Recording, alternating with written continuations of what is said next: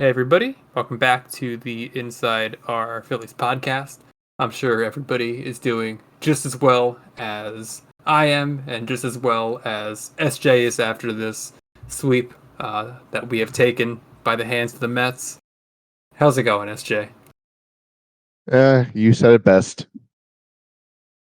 What a series it was. We had a little bit of everything. We had a blowout. We had a shutout. We had a walk-off. All go against us, and just about none of that was what you like to see. I was there tonight, so it's about 1:30 in the morning here on the East Coast as I made my trek back to South Jersey from Citi Field. But let's just talk a little bit about each of the games of this series, starting with what feels like it was about a year ago on Monday night, where Jordan Romano exploded, and he is now suffering with a terrible bout of middle finger inflammation or something like that. But really, Sanchez kind of got knocked up a little bit for the first time in a very long time. 5 1/3, and he allowed 5 earned runs, 3 walks. Didn't really have it. What do you make of that, SJ? Yeah, that's just we have 2-0 lead going to bottom of the fifth, and he just gets. Wait, no, I'm look at the wrong game. Jeez, but yeah, It's late, guys. Yeah, that was rough. It's just, I mean, he can't be perfect all the time. You gotta hope in those situations the rest of the team can keep it up. But it was. I don't know why he went out after the fifth. When it was 4-3. He clearly didn't have it anymore, and Thompson does what he loves to do. If it's like 3 or more runs late innings, he just puts in the garbage reliever, and the game's out of reach. More so. Yeah. We got the garbage relievers that on Monday night for sure. I mean, Romano and Ross, and what very well could be, very likely going to be, definitely will be Ross's last outing on the Phillies. Romano, 1 inning, 4 runs. Ross, 1 inning, 3 runs. So, that game wasn't as lopsided as it looked, but I don't think the Phillies got a hit after the third inning or something like that of this game. Like, the offense just ended up completely dying. Yeah, Senga thwarting 6 hits, and they only had 6 hits the entire game. Yep, so the Phillies did not have a single hit after the fourth. Bader reached on an infield single in the fourth, and that was the last hit they had the entire game. Not what we'd like to see out of the offense. And we're going to kind of skim a little bit quickly through these games because we kind of want to get to the meat and potatoes of what this series might say about the team as a whole.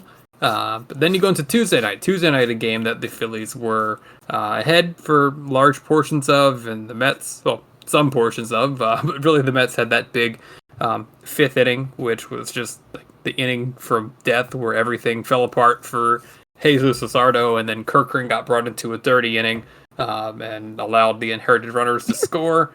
And I know you have an opinion on Ryan Kerkering, so I'm going to hand this off to you, SJ. Yeah, I mean, Kerkering, he's just one of those relievers. He can't be brought in non-clean situations. He is like, he gives up so much soft contact. The defense can't play properly that when runners are on, especially in a bases loaded, nobody out situation. He's a strikeout or a bloop guy. He's not going to get the ground out, and it's ridiculous. And not to mention, part of the problem was he brings in Kerkering and leaves Weston Wilson out in left field, and Wilson misses an easy ball that any other decent outfielder would have easily caught.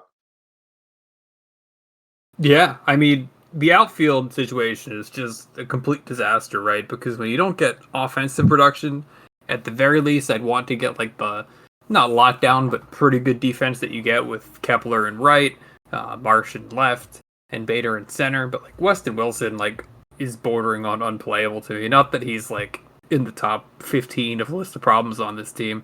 And then you had Duran, who, came in for that ninth inning, trying to get us to extra innings, and 4 singles in a row. And the Mets said no as they walked it off. Really, Duran, who hasn't really looked quite the same since he got hit in that DC outing. Do you think that he might be dealing with some kind of injury? Because I feel like that's got to be something that you at least consider at this point.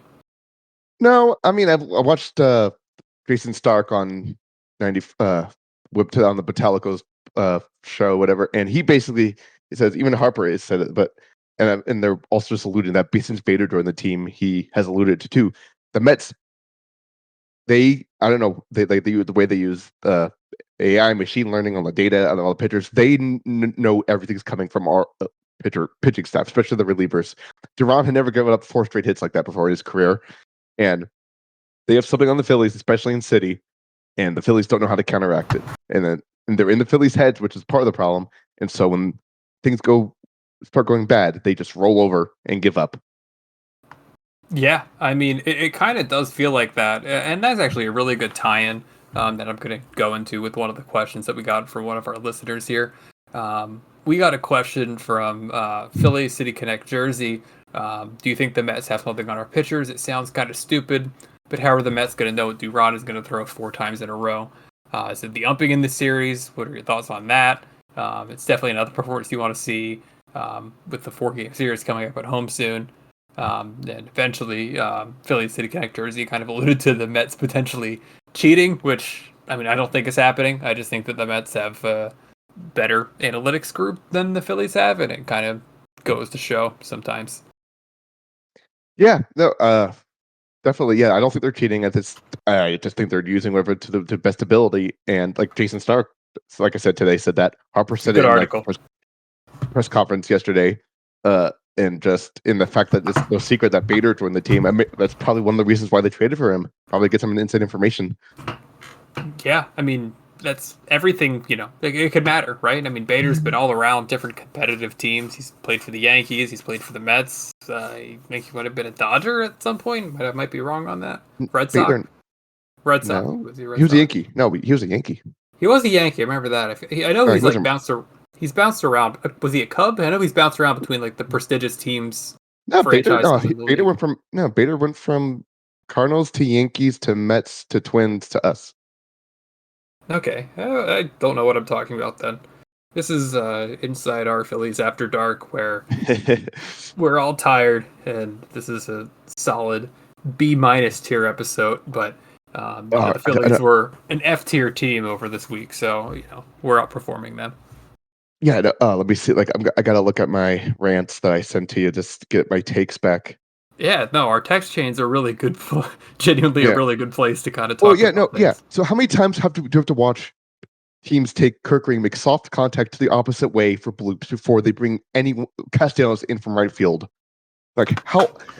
Like it happens so often.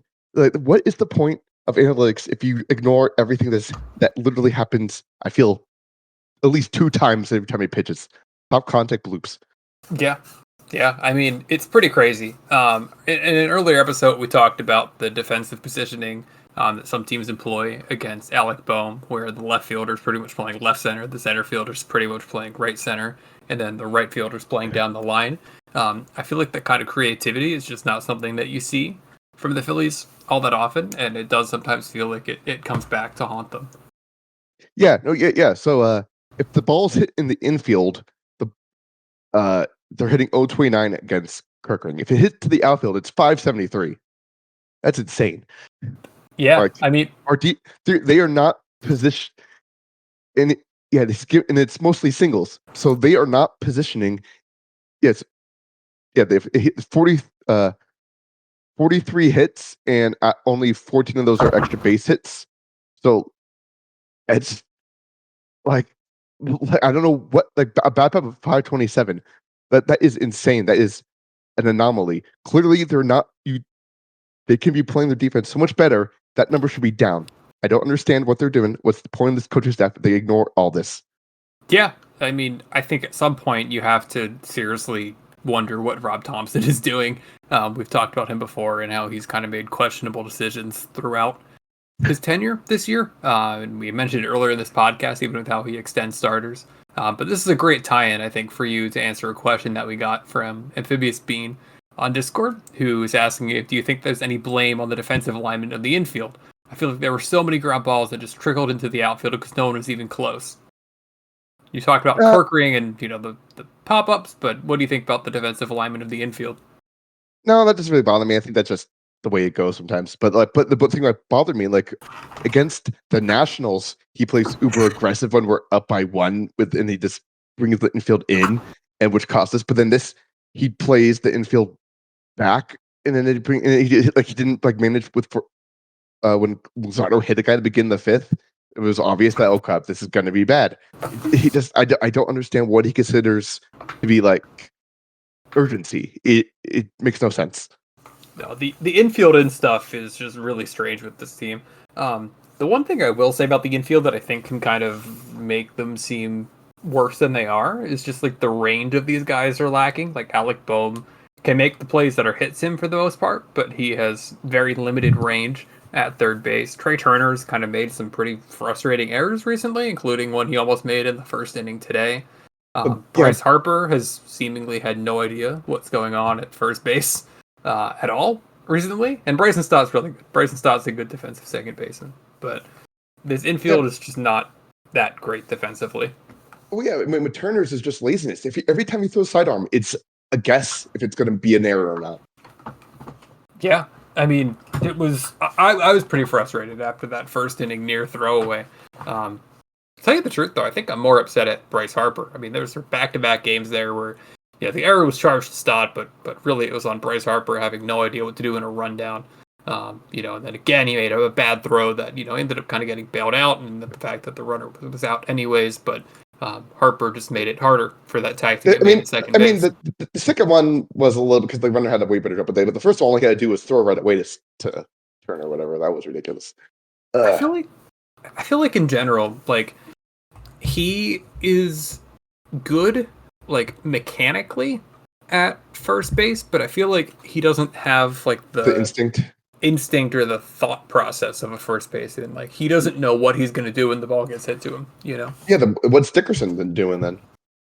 I don't know. Like I feel like it's been a constant thing, but the 2 years that he's been playing first base, that the ball's hit in between first and second, and it's Stott's ball, but Harper goes for it anyways, and it forces the pitcher to run over to cover, and sometimes the pitcher can't get over, and you get a free base runner or allow a free base runner that way. I feel like we've always seen that. It's not gone away.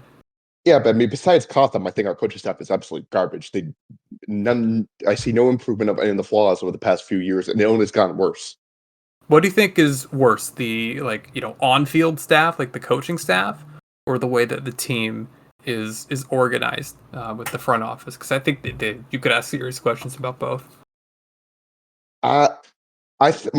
My issue is more, if this team wasn't full of veterans, I would say the more the front office, but I blame the on-field staff for not being able to get these veterans to not play out their asses. Yeah. No, I think that's fair. I would probably put more blame on the front office, just because anybody who was looking at this team could tell the problems that they were going to run into in the outfield from a million miles away. And that wasn't addressed in the offseason. That wasn't addressed at the trade deadline. And it just kind of boggles my mind how the outfield is still what it is. Though Bader made a really nice play in center field. That throw out wasn't Lindor. Was it Soto at second base? That throw he made, deep center field to get the out at second base was really, really nice. Yes, I agree. The outfield composition, I blame the front office, but in terms of the way they play defense, the way they are acting when they're losing, the way they don't adjust their hitting until late July for some bizarre reason, that's all on the coaching staff. Does Nick Castellanos care? Do you think he cares? No, I really don't. Doesn't seem like it. He doesn't look like it. He doesn't seem to celebrate with the players on the team. He doesn't seem to show any emotion or get better when he swings at the same pitch in the dirt over and over again. The swings have been getting worse. Yep. Oh no, exactly. No, it's like they don't worry about they tell us not to worry about it, blah blah, and they do well against their teams, but against teams that are potential playoff opponents, they against the Reds, against the Mets. It's infuriating. They don't know, and they today we can skip freaking. But today's game, McLean, he had 85 pitches through 8. What were they swinging at? I have no idea. I mean, it's hard for me to tell what I'm at the game. Hard for me to tell what I'm at the game. So but the early swings that do nothing, and they just keep doing it, and no one can tell them. No one's telling them to stop it, stop it, stop it, stop it, relax, don't swing. I thought we were getting a Maddox today. I really did. And I picked We Nolan should have. McLean up for my fantasy team. And I started Nolan McLean on my fantasy team today because I was that confident he would just, throw a gem against the Phillies. Well, actually, I picked him up before his last start. He actually is pretty good. But, I mean, sheesh. I mean, No, if the starting pitcher is averaging less than 15 pitches an inning, Thompson needs to tell him to stop fucking swinging. and the situational hitting, like there were runners, was the eighth inning where we had first and third, nobody out, and twice in a row, Bohm doesn't even try to score on a sac fly attempt that were both hit pretty deep, like that base running. Okay, yeah, because I was watching game day at that point, so I was like, what the heck? How did he go to second and Bohm not score? Yeah, he should have gone. I think you can argue maybe with 0 outs, you don't want to take a risk, but certainly when there's a second attempt and you're the third out, you probably just got to take the shot, right? And No, but okay, can we talk about Bohm being another freaking whiny goddamn dumbass again? Let's get into it, because another question we got from Amphibious Bean was, will you touch on the Bohm microphone thing? And I said, oh, without a doubt. Yeah, my God. Just make the team a target for the Met fans. Like, what is he doing? I mean, apparently that parabolic microphone has been there since 2017. No. It was put there. No, it's new. No, I read it was new for the event for ESPN or Fox. Interesting. Let me go through my old pictures at Citi Field. Go ahead and talk, and I'll go to my old Citi Field pictures and see if I can see it. Yeah, yeah. Well, we're up 3-0 at one point. No one says anything. The moment Bohm makes an out, he complains about the mic that apparently glistened with the way Manai was throwing the ball, and it just comes off as usual, whiny, pathetic Bohm. Like God forbid, he not swing at the first 2 pitches, and when he swings at the pitch that's a meatball, it's of course pounded to the ground. I can't I can't stand him. I don't care when he was been doing recently well. It's always gonna. His approach is terrible, and while it works now, it doesn't work when it's going to count most. Like, I'm not believe me, I'm not happy, but Taiwan Walker is coming back to earth. All his stats said regression to the mean was coming, and he's getting killed. Here it is, right? Yeah. No, like people were saying, oh, yeah, I don't know what.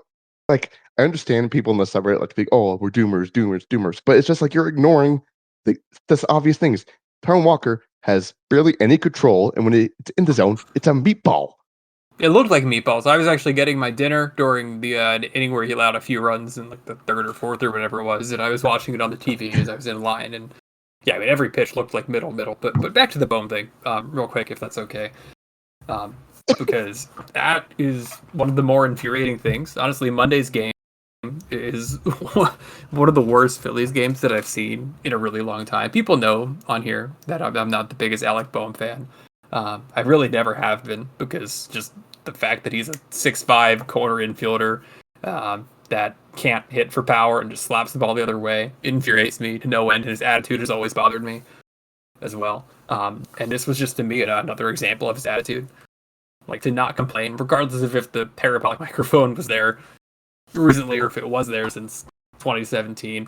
To complain after you hit into a double play is just ridiculous. Like, it's just so immature, which is like the best way to describe Alec Bohm. It's so whiny, it's so complainy, and kind of just like woke up the Mets fans and that like made him a target, as he probably should be. Like, if this happened against the Phillies, could you imagine how much people would just like get on Alec Bohm in the rest of the series? And to the Mets fans' credit, that's what they did. And honestly, I joined in on an Alec Bohm boo at Citi Field tonight.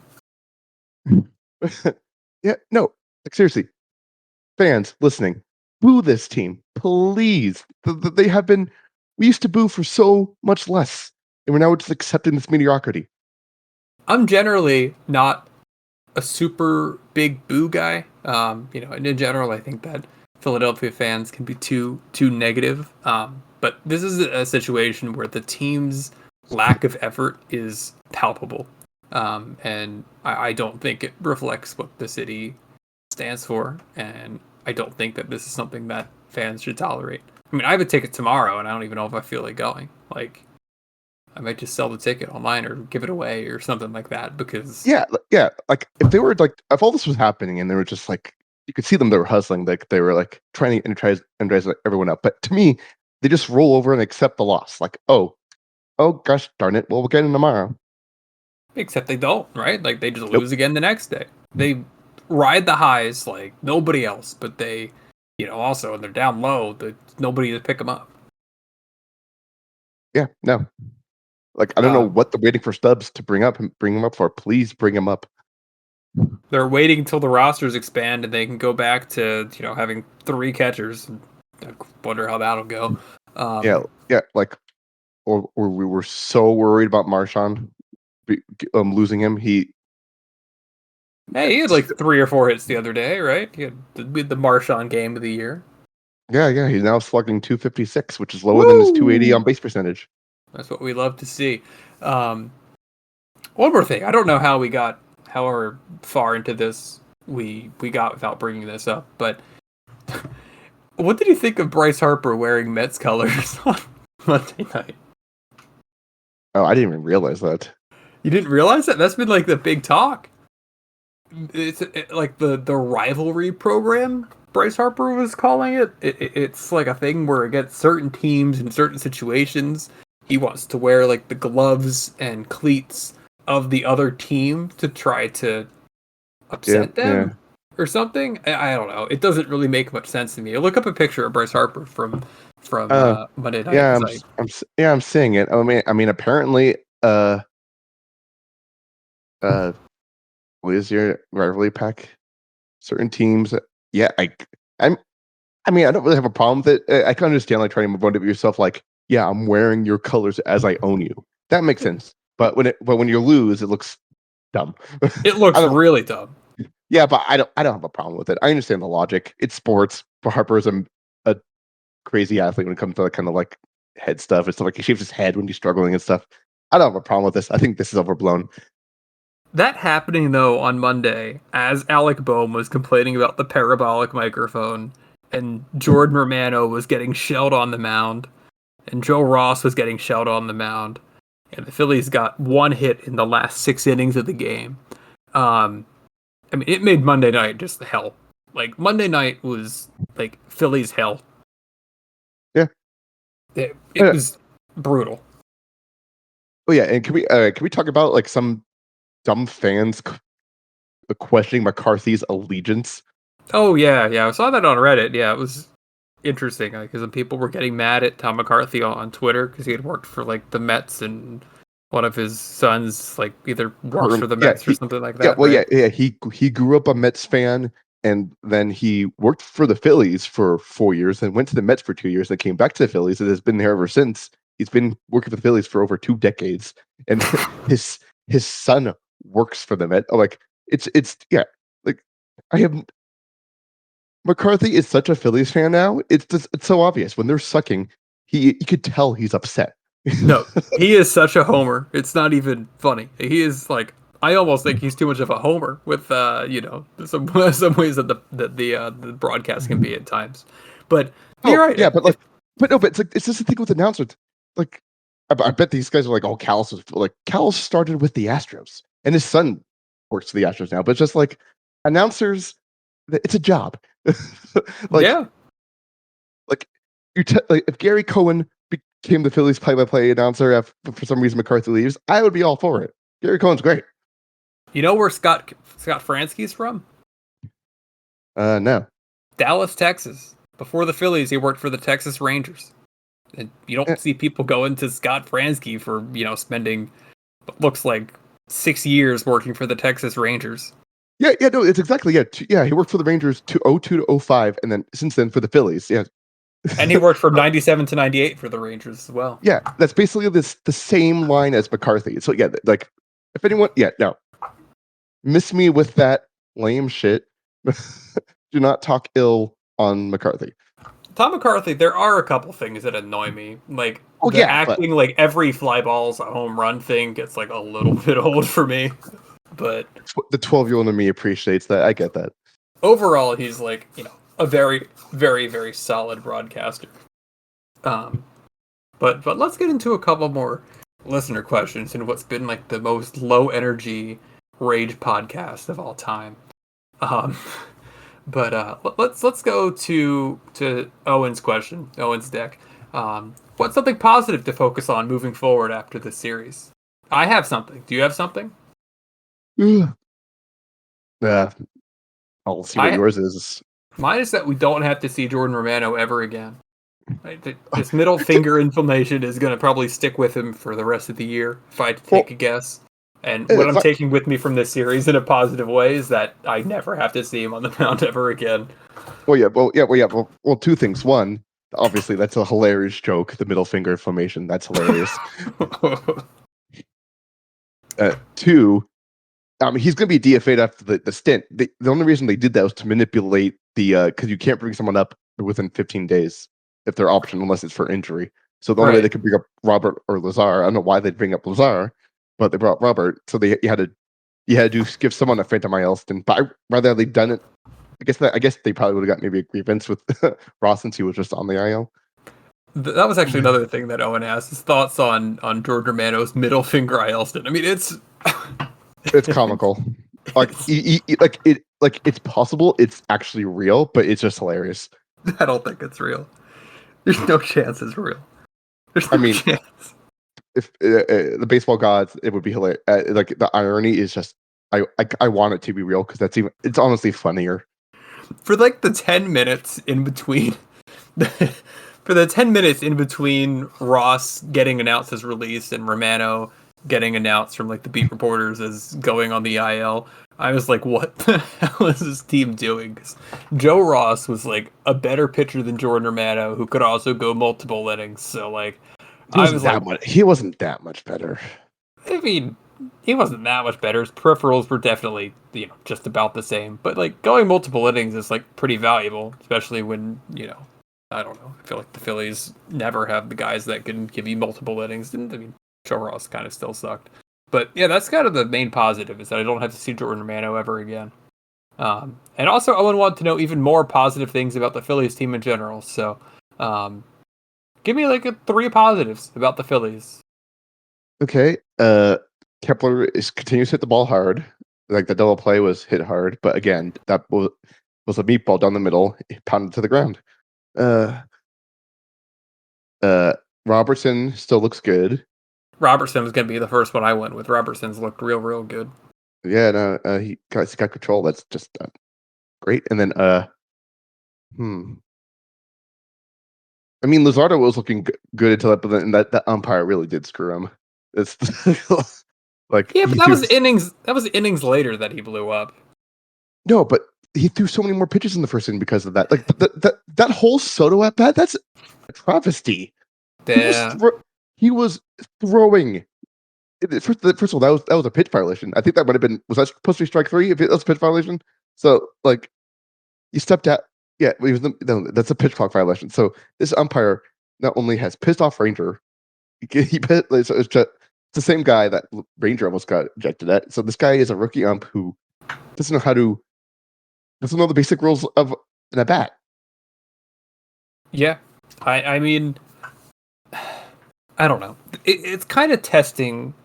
One of my like tenets of watching baseball is that I do not get mad at umpires. I think that over the long term, it all balances out, and teams that have better framers get more things called for them. Teams that have worse framers get fewer things called for them.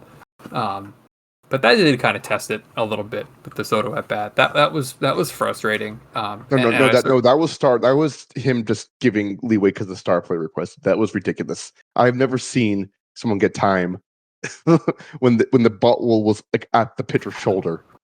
I mean, it was weird. It was definitely weird.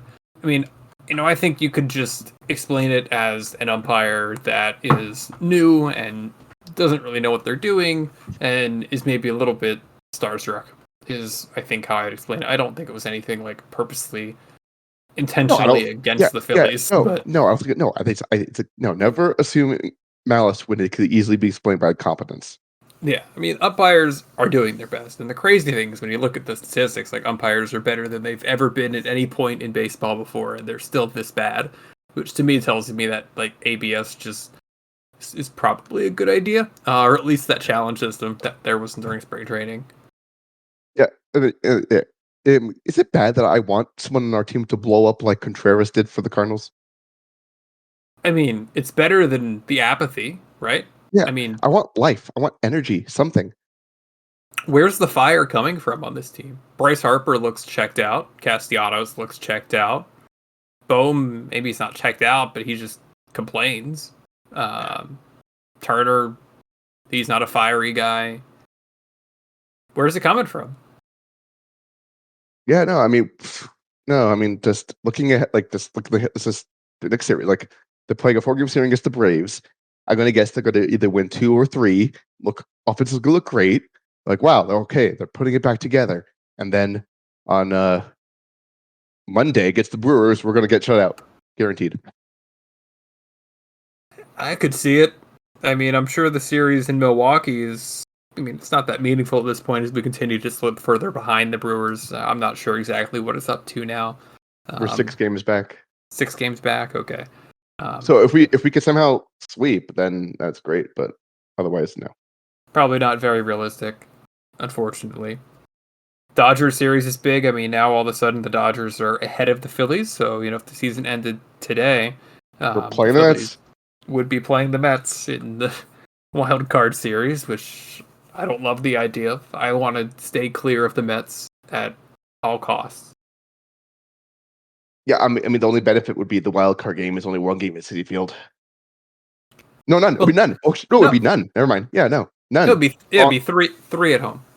Best out of but three. that honestly might be the best situation for us. I don't know. I don't think the downside risk of losing to the Mets again is worth it. I know, but if we cannot play there anymore, we just The one, can't. th- the one thing I will say, and again, I don't know if this really matters because the Mets seem to have a curse held over our heads, is that the Mets are like of all of the teams that are competitive in the National League, they're like the ones that are really, really weak against left-handed pitching. So the Phillies wouldn't have to be afraid of going like Sanchez, Ranger, Luzardo, and then go like triple lefty in a wild card series against the Mets, where it's something that you definitely wouldn't want to do against like the Brewers or Dodgers, who kind of just destroy lefties. So I guess that could be one pro. Yeah. I mean, yeah. So here's one more question we got from God Realm, who on Discord, who was wondering what is the recommended dosing of Ambien following the series. Asking for a friend. Just for the disclaimer, we're not medical experts, and this is a joke. But what would you say, SJ? What is the recommended dosing of Ambien following the series? Whatever knocks you out. I mean, we need an off day, right? Like, I so badly wish that there was an off day on Thursday, like we've had so many times recently. Like, I don't want to watch this team tomorrow. I know I'm going to end up watching them, and whether I go to the game or, I sell my ticket and I watch from home. But they I don't want to do it again. Yeah. I don't want to do it again. Um, How worried are you about the division after this? Now that the lead in the division has shrunk to 4 games, and the Mets have clinched the tiebreaker. If the Phillies and Mets are tied at the end of the year, the Mets do have the tiebreaker, and that is not going to change. Yeah. I mean, it depends. Like, clearly, it's only against us. They're dominant against everyone else. They're mid to bad. And so, as long as we have a few game lead and win like one of the games we have left against them, yeah, I'm not that worried. I don't. If we lose the division, it's to be because we lose against everyone else. I'm not worried about like the Mets like being a power force. Their I pitching is mean, terrible. yeah, that pitching has to fall off at some point, but like No, it has, just not against us. McLean does look really good, though. He looks really good. Yeah. It's real good. The Mets do have a slightly harder strength of schedule the rest of the year. They have the 7th hardest strength of schedule. The Phillies have the 13th hardest strength of schedule. So Maybe that can help you feel a little bit better. Yeah, well, yeah, I know. I mean, yeah, that is a good. Yeah, no, we do have a decent schedule. I mean, Chris Rose says he still believes the division's ours. So I am starting to think that whoever wins the NL East is going to be the 3 seed though, because then you look at like the other strength of schedules. The Dodgers have the 5th easiest strength of schedule, and the Padres have the very easiest strength of schedule the rest of the season. Um, so you're probably gonna have to be pretty hot over this next month if you want to get a bye and get that 2 seed or the 1 seed if everything goes perfectly, um, which really matters. That really, really, really matters. yeah, just hope we get the 2 seed possible, but I just want to not get. I want to not get swept in the playoffs at this point. That would be great. Let's make the playoffs first. I mean, it's not like that's clinched. If the Phillies continue to look lifeless, and they better not look lifeless in this series against the Braves, um, I don't want to go to the place of them missing the playoffs. That is not a world I want to live in. Well, it's now past midnight here, and I want to go to bed not super angry. Yes, I think we've had restrained ourselves throughout this episode. So, quickly, I'll just go over the starters for this upcoming series against the Braves. 4 games, Thursday through Sunday, including Sunday Night Baseball, which is cool because then we go to play a day game in Milwaukee on Monday. So, thank you, ESPN, for picking up that game on Sunday night. Thursday, we have Cal Quantrill going against Aaron Nola, hoping to have a second straight positive start. Bryce Elder going against Ranger Suarez on Friday. It's an Apple TV game, it looks like. So that's cool. Apple TV is always a nice TV feed. We have TBD against Christopher Sanchez on Saturday. And on Sunday, we have Hurston Waldrop against Jesus Luzardo. So no Spencer Strider in this series going against the Phillies. Darn. What are you hoping for, and what are you expecting? I'm hoping 3 out of 4, but I'm expecting 2. What? I'm hoping for 3, expecting 1. But we will see. Any more final notes you have before we end up this late night 2 a.m. episode? Just gotta hope that gotta catch fire at the right time. Oh, I mean, quick thoughts. I think the new reliever award next year is a great idea. Ooh. Yeah, I mean, it's hard to not be any better than Rihanna, right? Like it's like the lowest of bars. So no, they're introducing a new award next year, like that's for relievers, like because the reward for relievers. Sorry, yeah. No, it's surprising that something like that doesn't exist because like a reliever's never going to win a Cy Young, right? Well, they used to be. Yeah, I mean, the Cy Young was created because they realized pitchers weren't winning MVPs, and then they kind of had this weird closer award that was based on points, not really voting. Jason Stark talked about it today. That's how I knew more about it. He pushed this 12 years ago. He was the chairman of the committee this year. That's why he finally got through. Yeah, that's cool. Maybe we'll see, Joan Duran in competition for that in the future, which would be really, really cool to see. So, thank you, SJ, for being on tonight. I appreciate you being with me here on this late night, even though it's, for you in, the West, it's not quite as late as it is here. But thank you nonetheless. Yeah, anytime. And thank you everybody for listening. We will be back during the weekend for another episode. And yeah, hope you all have a great day, and I hope you have definitely a better day than the Phillies had a series. So talk to you real soon. Good night. Love you.